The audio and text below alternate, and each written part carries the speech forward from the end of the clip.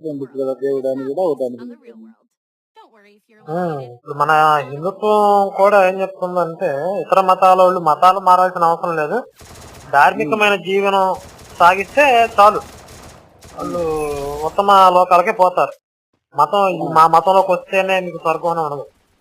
ఆ, ఈ వేరే మతాలు ఒప్పుకో, మీరు మా మతంలోకి వస్తేనే అంటారు. అవి రెండు మతాలే లేదు సార్, ఖురాన్ బైబిల్, అవి రెండు మతాలే కానీ అట్లా కఠినమైన బోధ వేరే ఏ మతాల్లో ఉండదు. అంటే బౌద్ధం, జైనం ఇవన్నీ కూడా భారతీయ వేద మూలాల నుంచి వచ్చినాయి కదా, వీటికి కూడా ఆ ఫిలాసఫీ ఉంటుంది. ఆ,